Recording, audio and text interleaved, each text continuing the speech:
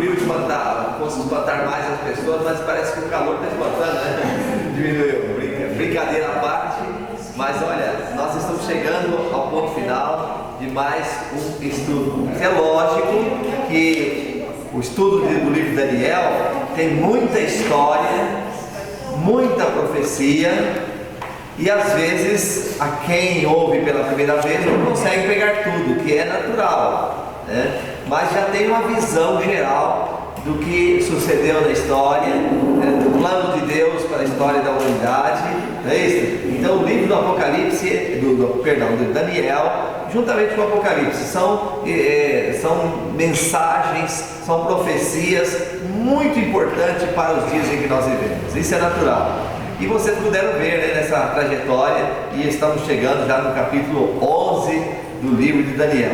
Na verdade, os capítulos do 10 até o 12, Deus ali inspira Daniel a registrar a história do seu povo, do povo de Deus, desde os dias do profeta até o tempo do fim. É um panorama histórico, né, de várias épocas, como Deus em todos os momentos esteve presente na vida, né, do seu povo. E vocês já viram no capítulo 10 que foi um momento assim, bastante difícil para Daniel. Daniel estava orando a Deus porque ele estava percebendo que a profecia bíblica estava chegando ao fim, relacionando ali a 70 anos de cativeiro em Babilônia. A profecia estava chegando ao fim e já estava no terceiro ano do rei Ciro, e muitas coisas estavam para suceder, e o mundo naquela época estava agitado, a política, o mundo político estava agitado. Será que em nossos dias também não está agitado? Sim. Está agitado. E Daniel, ao invés de fazer qualquer movimento, ele preferiu fazer um movimento de oração. Ele ficou orando, e ele naquelas alturas ele já estava com quase 90 anos, tá? Bem idoso. E mesmo assim ele foi orar. E ele foi orar, passou 21 dias em jejum também, jejuando. Você sabe que o povo de Deus nas horas de crise ora mais, precisa orar mais, para Deus intervir nos meios políticos, né, em outros meios, no mundo agitado em que nós vivemos. Também precisamos disso. Precisamos ou não precisamos? Precisamos orar com mais intensidade. Daniel fez isso. Depois de 21 dias orando, já tem força, estava assim prostrado, talvez de joelho, com a mão no chão, já não conseguia nem levantar direito. E de repente ali estavam seus discípulos. Os profetas do Antigo Testamento tinham discípulos, tinham associados que ajudavam, né, no processo das mensagens, escrever mensagens, exortar o povo. E Daniel estava com alguns amigos ali próximo ao rio Tigre, né? E de repente o que acontece? Ele tem aquela visão, ele sentiu um anjo chegando perto dele. Um anjo perto dele. Interessante que em todos os tempos, em todas as épocas, todos os capítulos do livro de Daniel, você percebe Deus de alguma forma vindo para ajudar o profeta. No capítulo 2 você vê Deus vindo para ajudar o profeta. De que forma? Dando sabedoria para interpretar sonhos, para revelar a visão que o rei teve e esqueceu da estátua.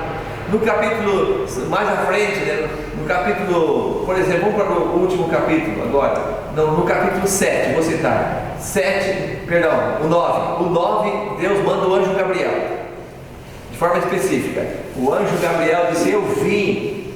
Por 2 vezes foi citado o nome do anjo Gabriel que veio para ajudar o profeta a entender a visão. No capítulo 10, não veio o anjo para ajudar Daniel. Sabe quem é que vem? O próprio Jesus. Miguel vem ajudar o profeta. E quem é Miguel? Aí o anjo chega chega o anjo para falar com Daniel e diz assim: Daniel, não temas, Daniel. Olha, Daniel, faz 21 dias que eu estou tentando vir aqui para te ajudar, mas até agora eu não consegui, porque o príncipe do rei da Pérsia não deixava.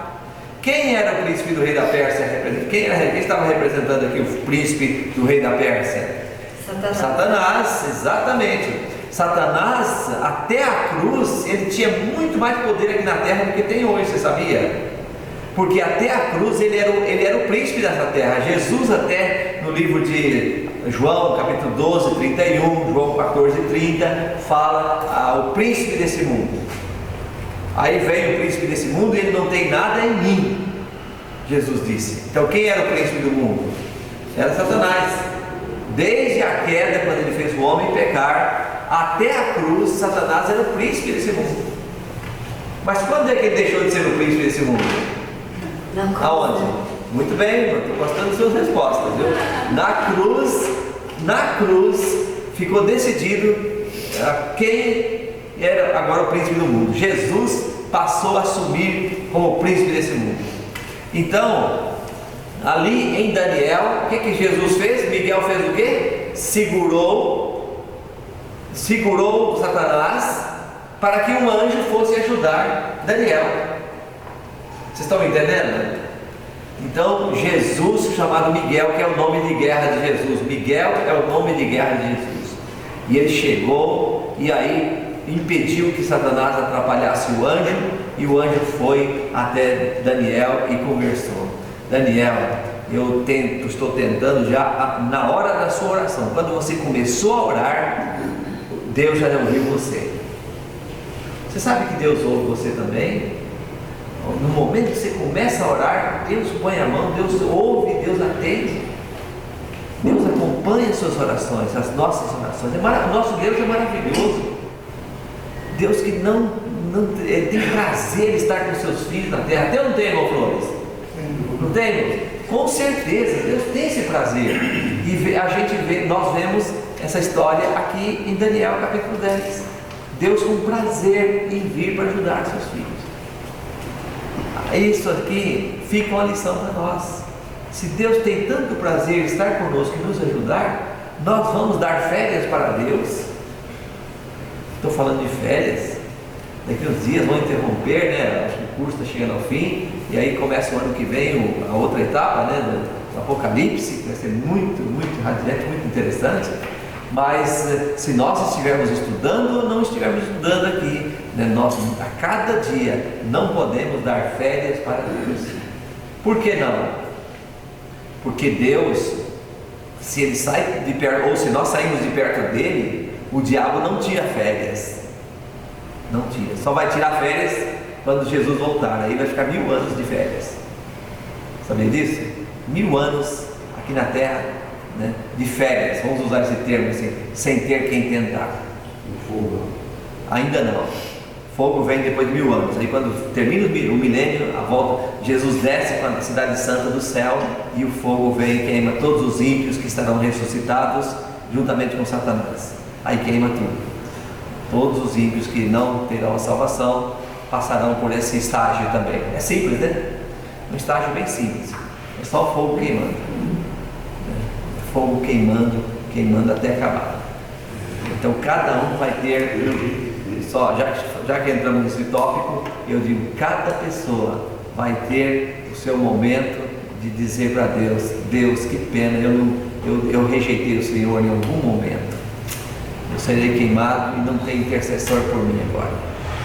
Hoje nós temos intercessor. Esse Miguel, ele vem para nos ajudar cada dia, mas o dia vai chegar que ele vai ajudar quem é dele. Quem não é vai buscar socorro onde quis seguir.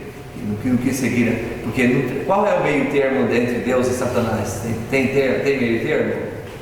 Não tem meio termo. A Bíblia não fala de meio termo. É de um lado ou é do outro lado. Então quando a gente decide seguir a Jesus, podemos ter provações, como tentações, como Daniel teve e outros têm, mas nós seremos vencedores. Seremos vencedores. Eu gosto de lutar para andar com Jesus. Eu creio que você também, por isso que você está aqui. Amém. E é muito importante, isso faz diferença em nossa vida. Faz diferença. Então, Jesus fez o seguinte: entregou a vida por nós. O Espírito Santo insiste conosco para seguirmos a Ele, a Deus, a Jesus. E caso não queiramos, aí Ele não pode fazer nada, né? E assim Daniel caiu em oração, buscou a Deus, e Deus veio para poder ajudá-lo. Então o capítulo 10 encerra mostrando que Deus está no controle de todas as coisas, inclusive da política do mundo. Deus está no controle. Até permite que certas coisas aconteçam, Ele permite devido à ação do ser humano, etc. Mas no final Ele está com a ponta da corda. Está ou não está? Ele está com a ponta da corda. Agora vamos aqui dar uma passadinha no capítulo 11. Capítulo 11 vamos fazer um pouquinho diferente hoje, tá bom? Vocês vão ler, me ajudar. Aliás, eu não sei se vai pegar o som da gravação aí, mas eu pediria então que vocês me ajudassem aqui na leitura.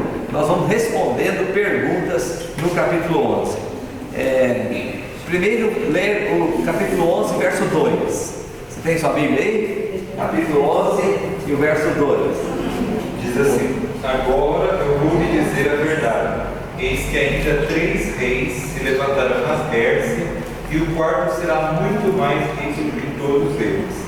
Fortalecido por suas riquezas, instigará todos contra o reino da Grécia. Então, Daniel faz uma citação aqui de reis aqui. Na pergunta número 1 diz assim: quais os 2 reinos citados por Daniel? Babilônia e Egito. É Babilônia e Egito ou Pérsia e Grécia? Pérsia e Grécia. Ele faz citação desses 2. A Pérsia e da Grécia, né? Aqui está, né, o registro aqui interessante para nós, tá bom? Olha aqui no quadro. O registro aqui demonstra que 4 reis foram mencionados nesses versos. Quais são eles? Aqui, ó, 530 até 522 Cambises. Depois, 522, o falso Merdes. 522 a 486, Dario. E depois vem o rei Xerxes. 480, pode deixar um pouquinho só esse aqui que eu vou contar um pouquinho. O Xerxes de 486 até 465. Esse Xerxes, não sei se o pastor tem alguma informação, mas parece ter sido o rei Assuero. Em 465 já era o período da rainha Esther. Vocês lembram da história da Bíblia? Que tem o período da rainha Esther? Sim. E que aquele rei recebeu, o rei que recebeu de Naamã, a informação para matar, ele foi enforcado. Naamã. Obrigado. Então o que aconteceu aí? Aconteceu que foi feito um decreto de morte para os judeus. Foi aquele período aqui do rei Xerxes, ou Assuero. E aí então esse rei assinou um decreto para matar todos os judeus. Foi terrível. Se hoje é difícil o mundo político, naquele tempo multiplica isso. Então aqui Daniel faz referência a esses 2 reis, né, que estariam se levantando, que seria então o rei, pode anotar aí, o rei da Pérsia e o rei da Grécia, tá bom? Resposta correta. Em seguida a pergunta 2, vamos lá para Daniel 11, 3 e 4, tá aí? Quem vai ler agora? Quem foi o rei poderoso da Grécia que no auge do seu poder morreu? Já deu a resposta certa, mas vamos aqui o verso 3 e 4, só para a gente poder então estar mais inteirado do assunto. Pode ler. Logo depois de estabelecido, o seu império se desfará e será repartido para os 4 ventos do céu, e não passará para os seus descendentes. No império não será poderoso como antes, ele será desarraigado e entregue aos outros. Muito bem. Aqui então o texto, em outros, traduzindo aqui, no seu auge do poder do reino da Grécia. No auge do poder do reino dos Medos e Persas, da Pérsia. Veio então, entrou em cena o reino da Grécia. Com quem? com Alexandre o Grande. E ele então, no auge da sua fama, da sua força, depois de 10 anos de reinado apenas, o que aconteceu? Esse Alexandre o Grande morreu. E no lugar dele, 4 generais assumiram o poder. Não é isso? Assumiram o poder. Mas não foi um poder para sempre, como diz aqui. Aí veio, mais à frente um pouquinho, em 168, veio o Império Romano, o reinado de Roma. Mas vamos para frente para chegar lá. Mas aqui vamos dar a resposta. Quem foi o rei poderoso da Grécia que no auge do seu poder morreu? Então, Alexandre o Grande. A resposta é exatamente essa daí. A pergunta 3 vai estar em Daniel 11, 4, 5 e 8. Pastor, você lê novamente? Ou alguém que quer ler, não tem problema. A pergunta... Mas no auge do seu poder, o seu reino será quebrado e repartido para os 4 ventos do céu, mas não para a sua posteridade, com o mesmo poder com que ele reinou, porque o seu reino será arrancado e passará a outros fora de seus descendentes. O rei do sul será forte, mas um dos seus príncipes será mais forte do que ele, reinará e será grande o seu domínio. Verso 8: também levantará contra o despojo para o Egito os deuses deles, as suas imagens fundidas e os seus objetos preciosos de prata e ouro. Por alguns anos ele deixará o rei do norte em paz.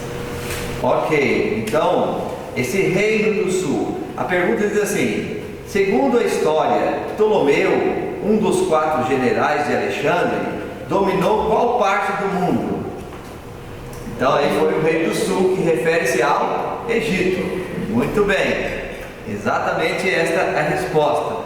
Então, aqui esse rei do sul que se fala está se referindo ao Egito. Na pergunta seguinte, nós vamos ler agora o capítulo 11, verso 20. Qual a nação que surge após a Medo-Pérsia e a Grécia, e quem foi o seu rei que era cobrador de impostos? As meninas, 4. Quem quer ler? 11, 20. Pode ler. Depois se levantará em lugar dele um que fará passar um arrecadador de impostos pela glória do reino, mas em poucos dias será destruído, isso sem ira nem batalha. Muito bem. Então, qual é a nação que surge após a Medo-Pérsia e a Grécia, e quem foi o rei que era cobrador de impostos? Roma. Aí a nação Roma. A nação foi Roma, o Império Romano, né? Que veio após o reinado da Grécia. Em que ano que veio? Só para a gente contextualizar. Foi no ano 168 antes de Cristo, tá? E quem assumiu ali? Quem foi? Antíoco e Epifânio. Foi Antíoco e Epifânio, o nome do rei que assumiu o início do Império Romano. E o que ele fez com os cristãos? Olha só, muito importante isso. Antíoco Epifânio tentou misturar a filosofia grega com agora a teologia hebraica.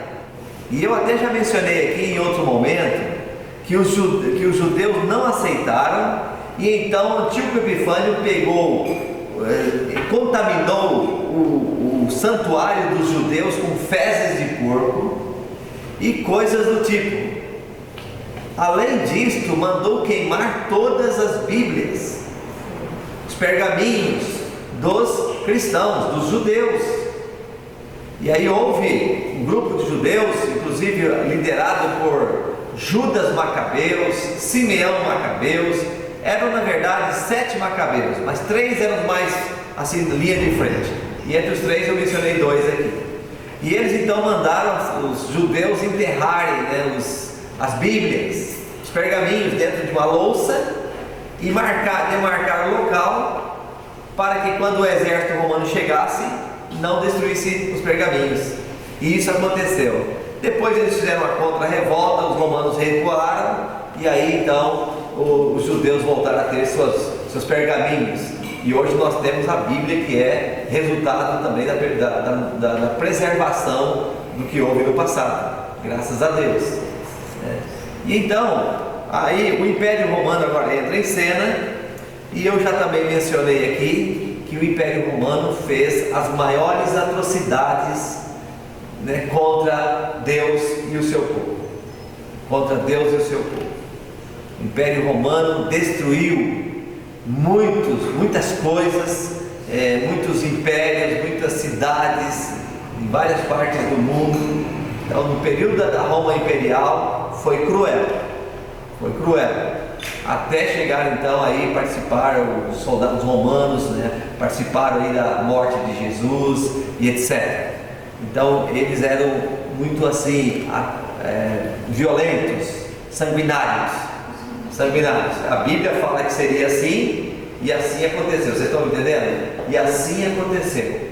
Agora, o Império Romano também, aí vem aqui a pergunta 5, muito interessante, porque agora a Roma, ela vem em duas fases, a fase pagã e a fase, qual outra fase? Cristã, a fase papal cristã.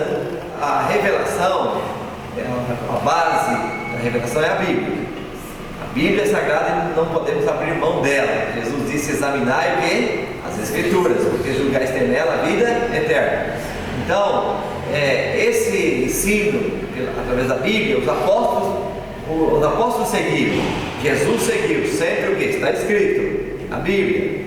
Acontece que já no período da Roma pagã, que cria em outros deuses, na verdade existia naquele período o chamado Panteão Romano, lá em Roma, está até hoje lá aquele panteão, aquele templo. Então o Panteão Romano era chamada Casa de Todos os Deuses. Cada pessoa tinha seu Deus diferente, e você ia lá e adorava aquele Deus que você acreditava ser o seu Deus. Por isso que Paulo chegou um momento e disse: olha, eu sou seguidor do Deus desconhecido, porque lá no Panteão Romano tinha também o local do Deus desconhecido. A pessoa não tem nem o nome de Deus, mas eu aceito um Deus.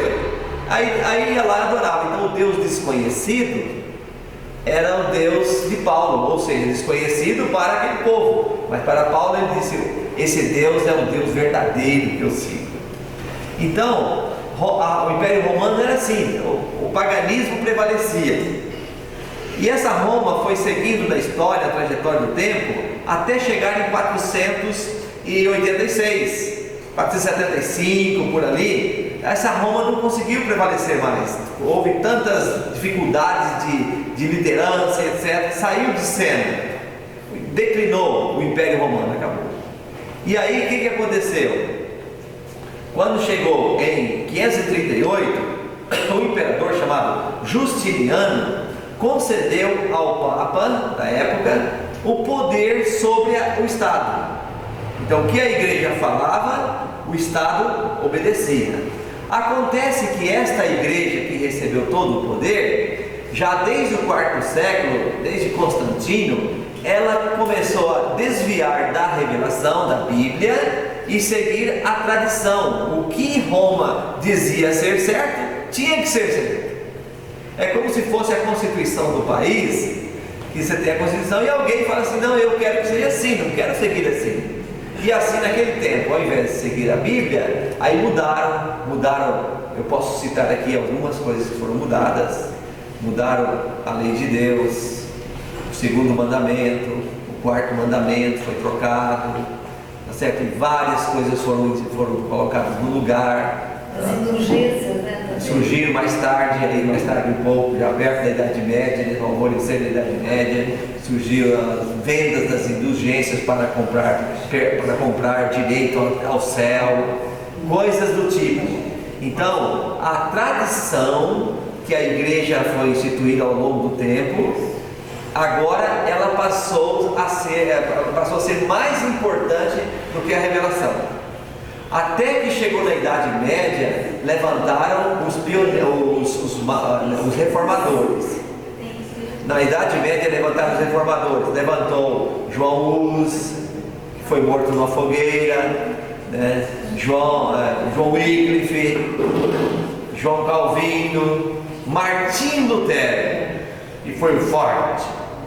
E aí, com esta reforma de Martim Lutero e esses outros e muitos outros, além dos que eu citei, o que aconteceu? A Igreja Católica fez um concílio, um concílio na época, uma reunião.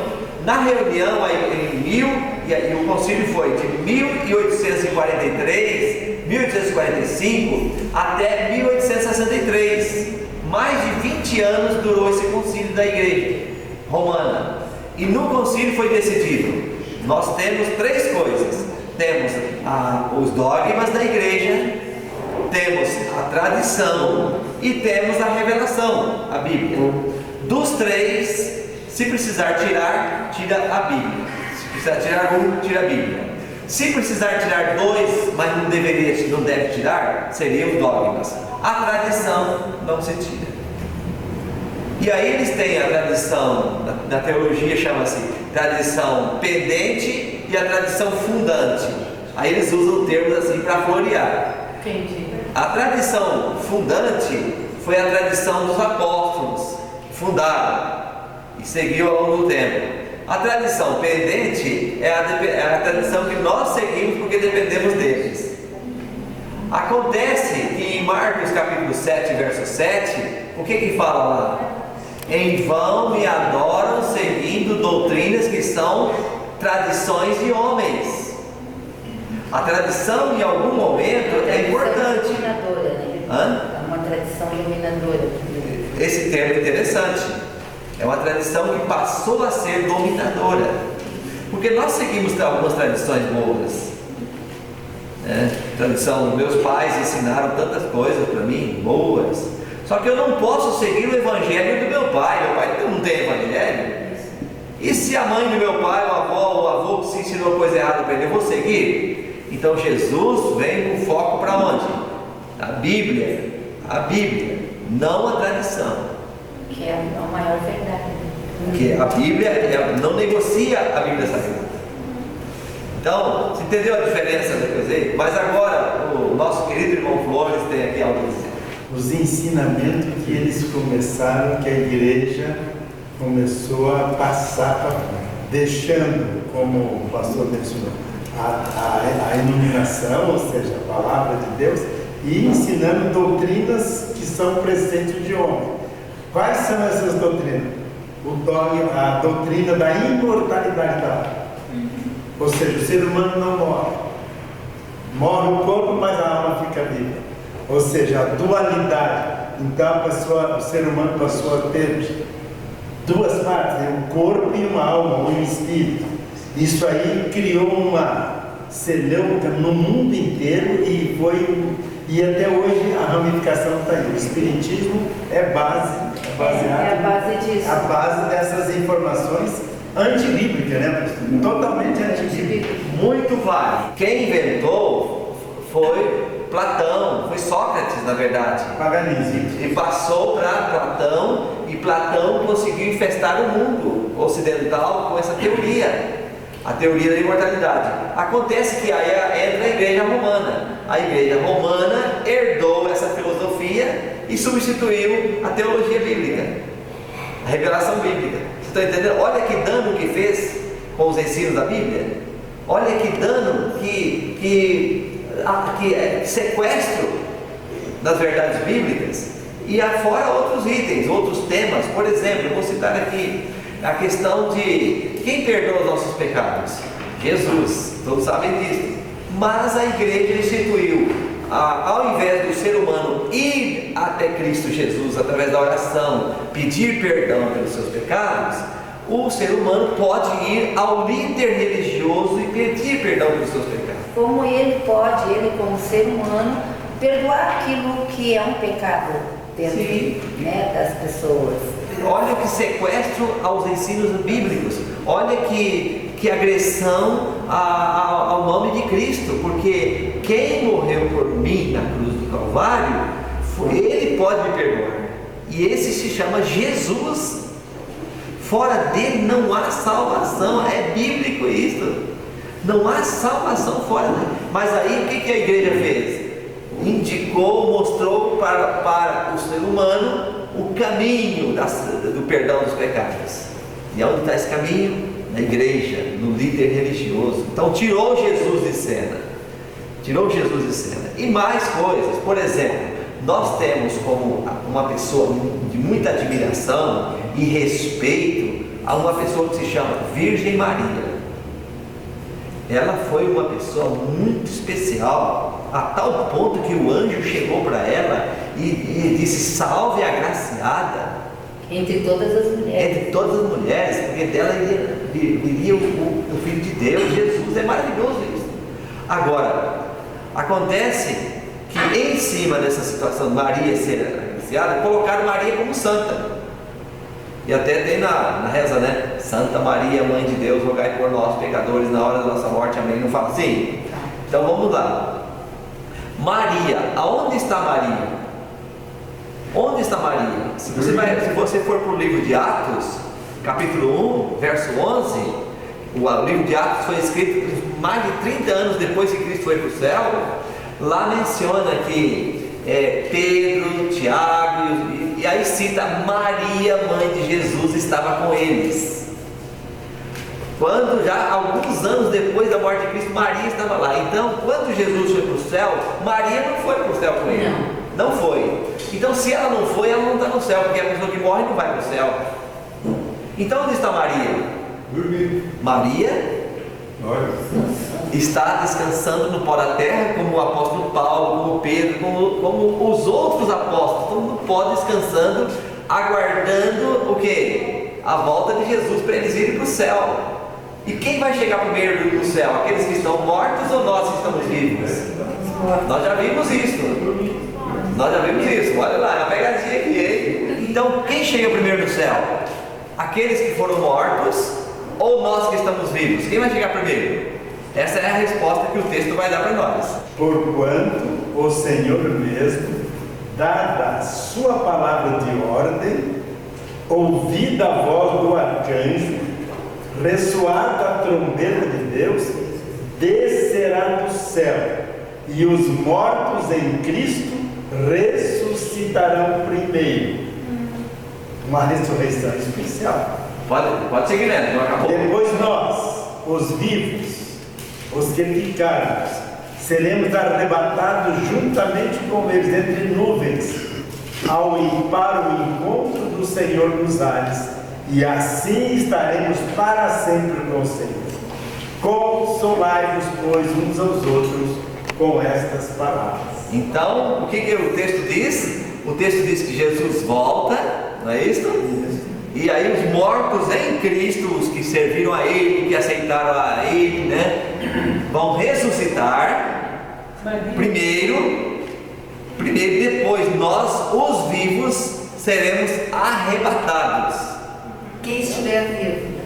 Quem estiver vivo, os justos, tá? Mas Quem estiver vivo não é escutei, só um detalhezinho. Quem estiver vivo e for de Jesus, justos, tá?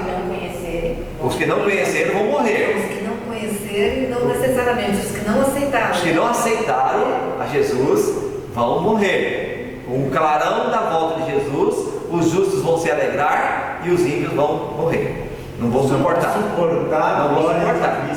Não vão suportar a glória de Cristo. Agora vem o detalhe. Aí diz assim: depois, o texto falou o que ali? Depois nós, os vivos, seremos arrebatados e juntamente com eles. Com que eles quem? Os mortos. Então ninguém vai chegar primeiro no céu.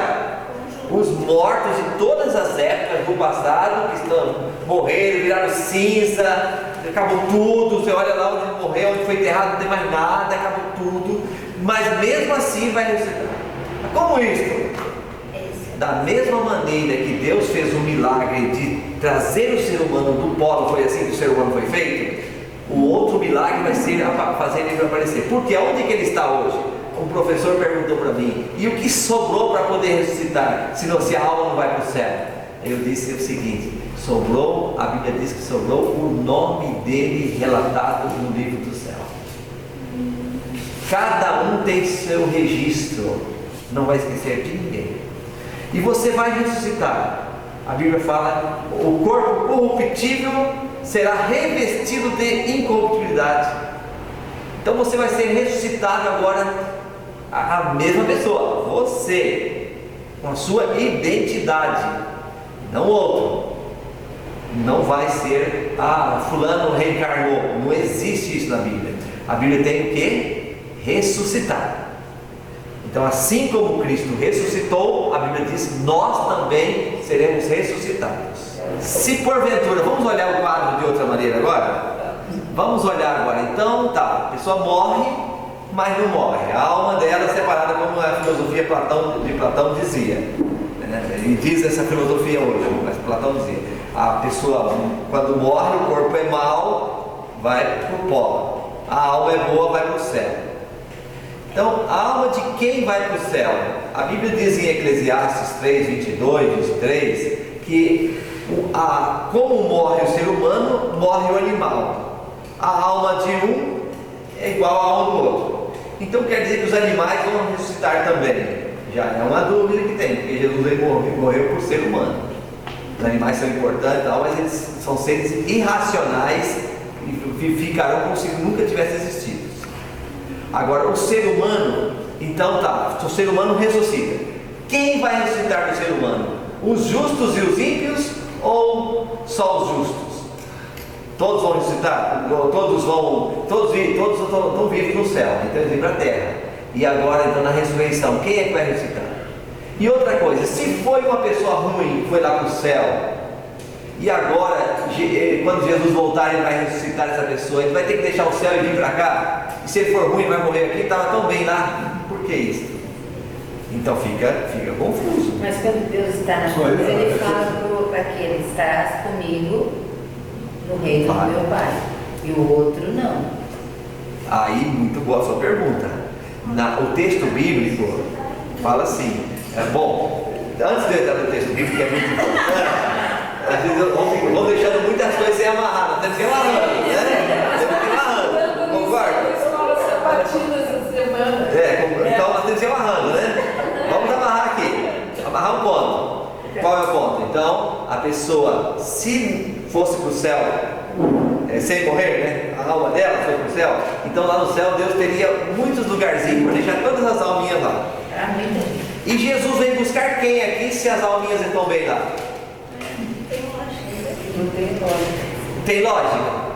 O que Jesus vem buscar aqui? Está tudo lá? E outra coisa, por que a alma que está lá vem para cá, se vai que ela se perde aqui? Então é melhor ficar lá.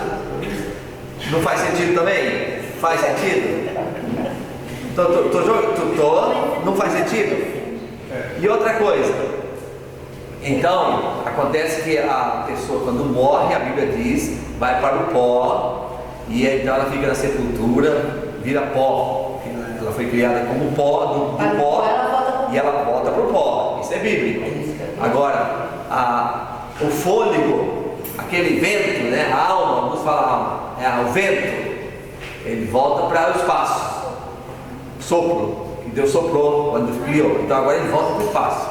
Aí, no pó, quando Jesus voltar, aí essa pessoa vai sair do pó. Vai sair de onde estiver. Não importa se ela estava sem perna, sem braço, o que importa é que Jesus vai trazê-la como ela é. E ela vai reconhecer, não vai dar amnésia. Ela vai reconhecer outras pessoas. E ela vai viver no céu sempre com lembrança do passado. Tudo. Porém, as coisas que nós viveremos no céu serão tão boas, que nós vamos dizer o quê? Aquilo que passou nem tem lembrança mais. É como se você tivesse tido um acidente quando criança e a vida passou e você nem lembra mais dele. Então assim no céu para sempre você vai ter a lembrança e vai desfrutar das belezas que Deus oferece no céu.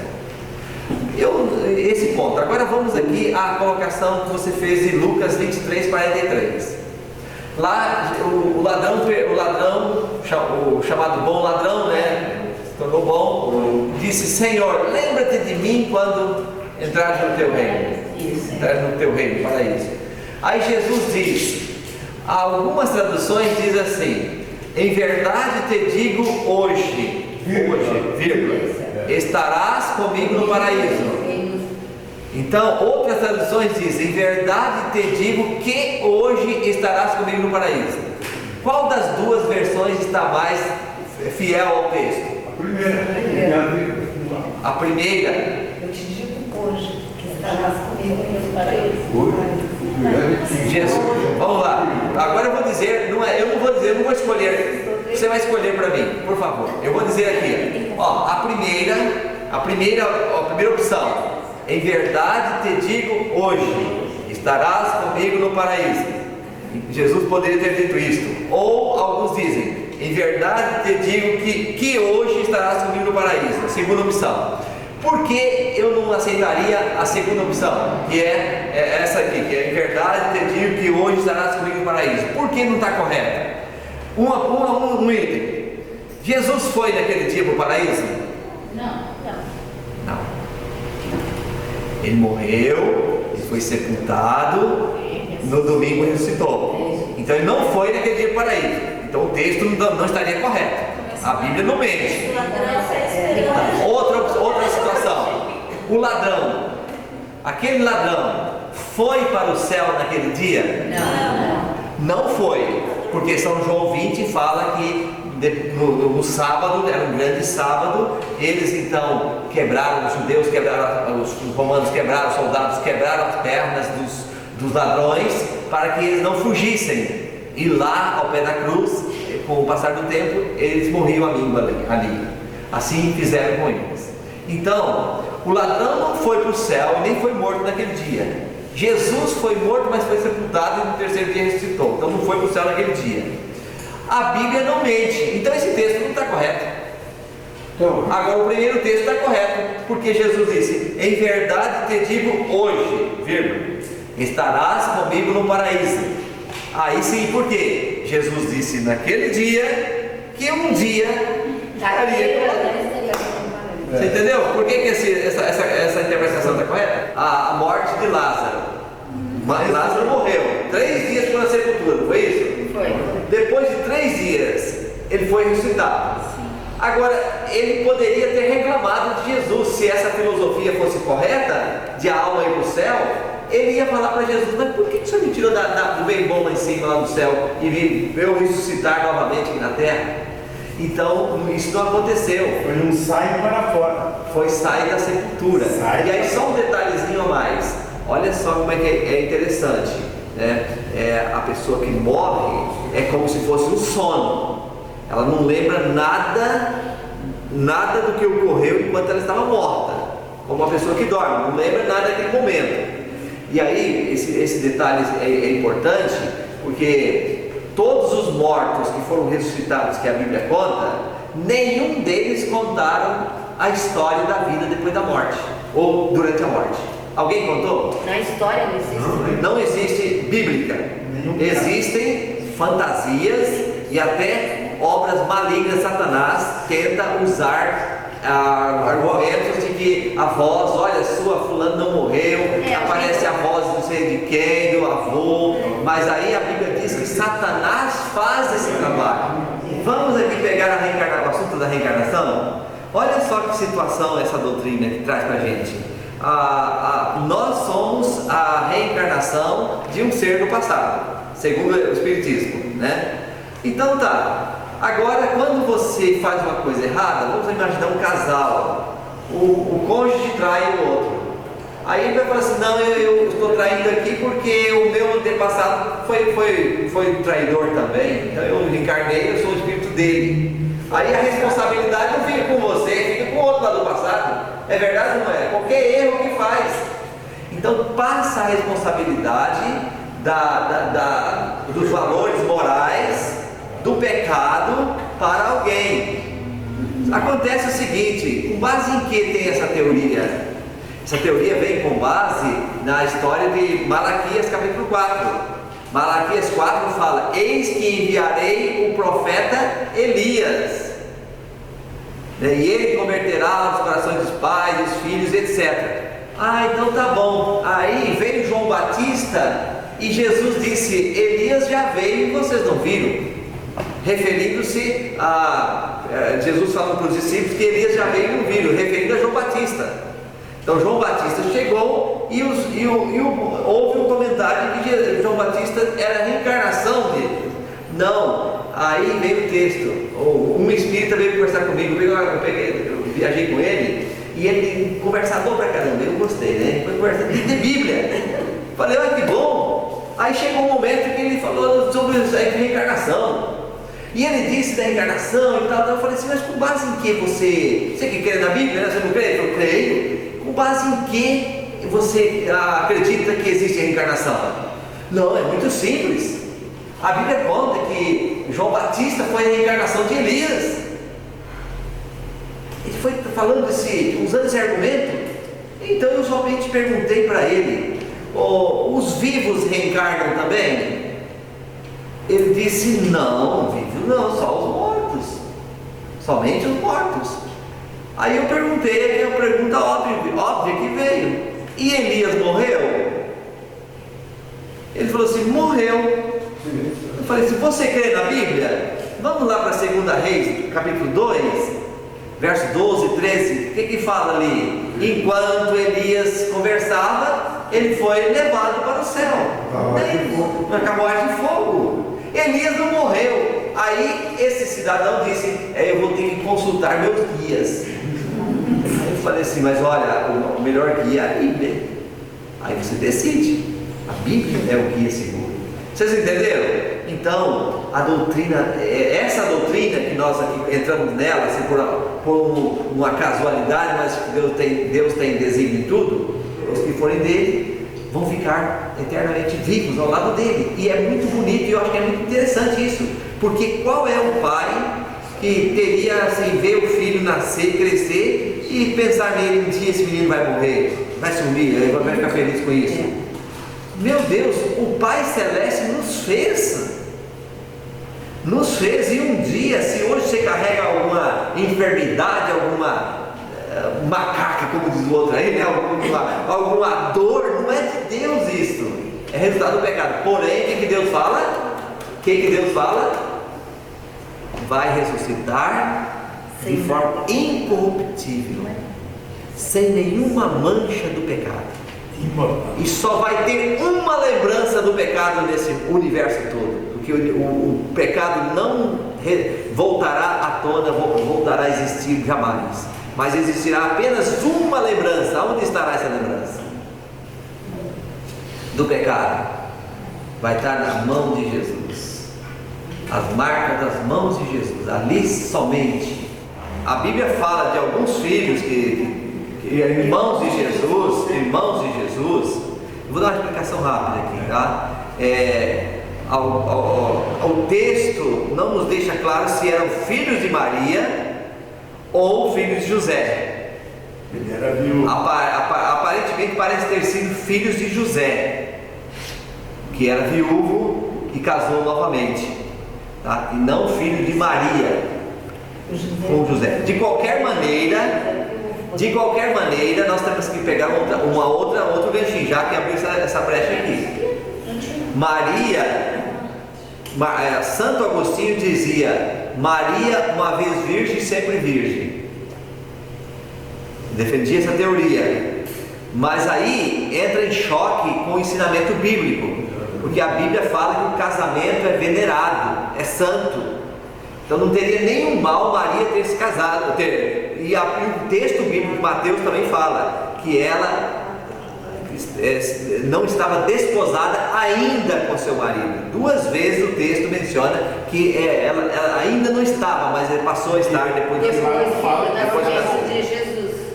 Ora, o nascimento de Jesus foi assim: estando Maria, sua mãe, desposada por José, sem que estivesse antes coabitado, achou grávida do Espírito Santo. Então, antes. Aí vem um detalhe que eu queria explicar, porque a Santo Agostinho entrou com essa teoria que chega até hoje.